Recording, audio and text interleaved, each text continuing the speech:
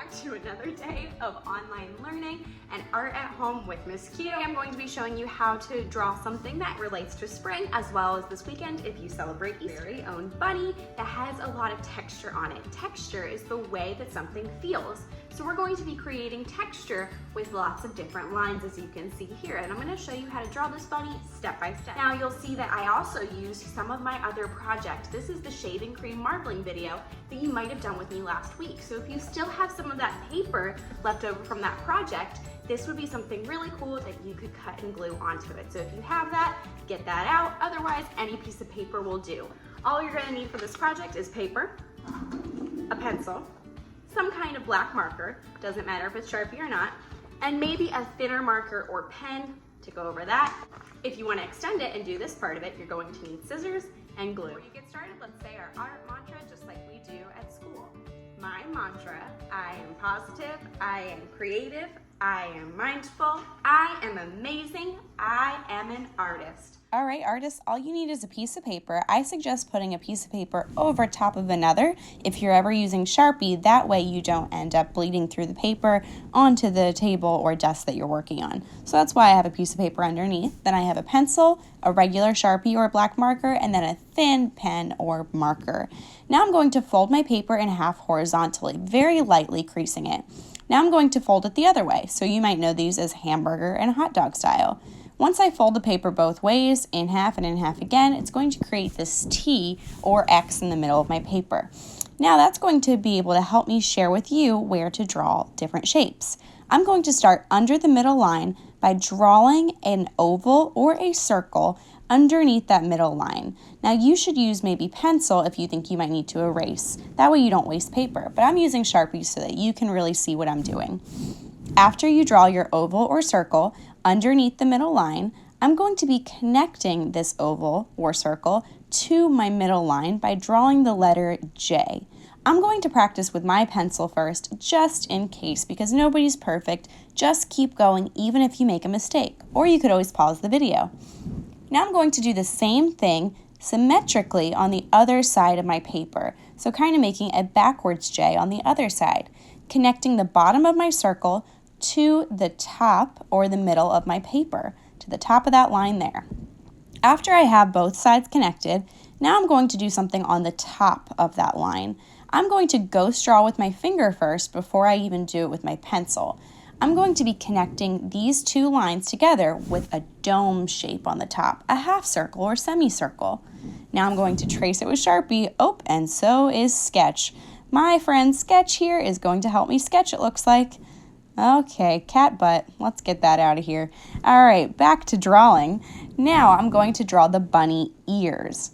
Now that I have the head shape, I should still have plenty of room for the ears. The ears are going to come up all the way to the top of the paper, and they're going to start on either side of the middle of the paper if you see that line going through. Now I'm going to trace with Sharpie so you can really see what I'm doing, making sure I go up and over and down. Those bunny ears are long and floppy, so I'm going to show this other ear on the left flopping down by drawing a letter V on top of it there. That's why I made the flat part of the ear, so I can make it look like it's flopping over. If I am drawing over top with Sharpie, I'm just erasing any pencil lines where I have sketched, but you don't have to do this until the end when you trace over with your marker. Again, I always suggest doing pencil first and then a Sharpie or a marker. Now I'm going to connect the body coming down all the way to the ends of my paper. All right, now that I have the body of my bunny drawn, I'm going to work on the details of the face.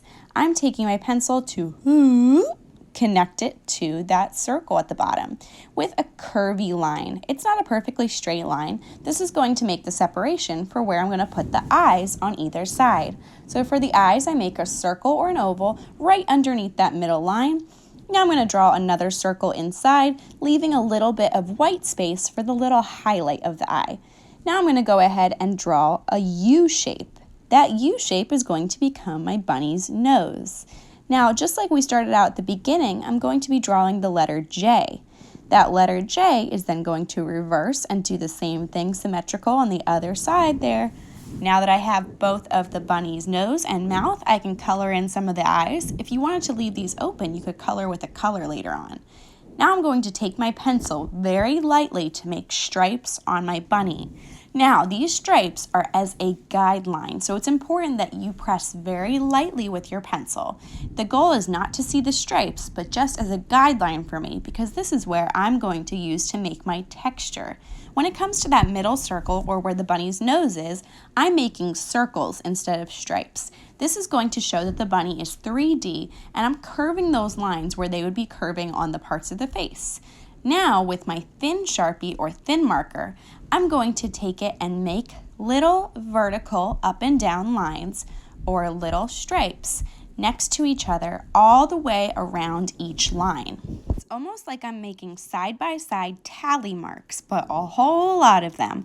I'm switching the direction of my hand as I go around and round and around on that line, always making sure the directions of my lines that I'm creating are the same as I follow that line. I'm making those tally marks or side-by-side lines exactly on the stripe. So that means that where I drew with my pencil, that stripe I drew through, well, that's my guideline for the middle of where I'm making these little lines here. This is going to look like the bunny's fur and give it texture.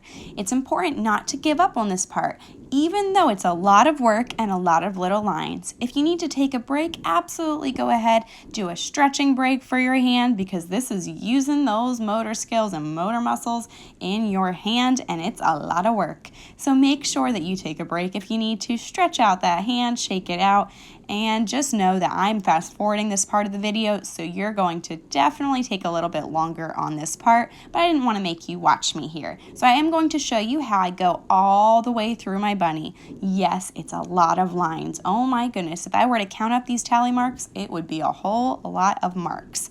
And notice how when I'm going on top of those lines, I'm leaving space in between each.